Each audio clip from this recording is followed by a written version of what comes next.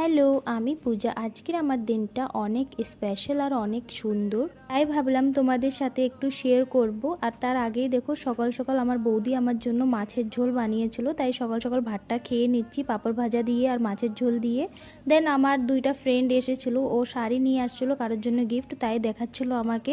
এরপর আমরা রেডি হচ্ছিলাম আর আমরা দুইজনে ডিসাইড করেছি যে আজকে শাড়ি পরবো। অনেক দিন ধরে আমার একটা জায়গায় যাওয়ার অনেক ইচ্ছে ছিল, কিন্তু আমি যেতে পারিনি। কারণ কি, একা একা কোথাও না হুট করে যেতে অত একটা ভালো লাগে না, কেউ সাথে থাকলে অবশ্যই ভালো লাগে। আর সেই জায়গাটা হচ্ছে এই যে তোমরা টেম্পলটা দেখছো, এটা জয়পুরের অনেক একটা ফেমাস। আর এই টেম্পলের নাম হচ্ছে অক্ষরধাম টেম্পল। এখানে এসে আমি তো ভীষণ খুশি হয়েছি, কারণ কি টেম্পলটা দেখাতে অনেক সুন্দর। আর এই দেখো, মন্দিরের দরজাগুলো খুলে গেল। এখানে সবাই অপেক্ষা করে কখন দরজাটা খুলবে আর দর্শন পাবে। আর ভগবান নারায়ণের দর্শন পেয়ে আমার মনটা একদম শান্ত আর হালকা হয়ে গেল। আর এটা হচ্ছে মন্দিরের বাইরের ফাইনাল লুক, দেখো কতটাই সুন্দর লাগে। আমরা একটা রেস্টুরেন্টে যাই আর সেখানে ফাস্ট ফুড খেয়ে সোজা বাড়ি।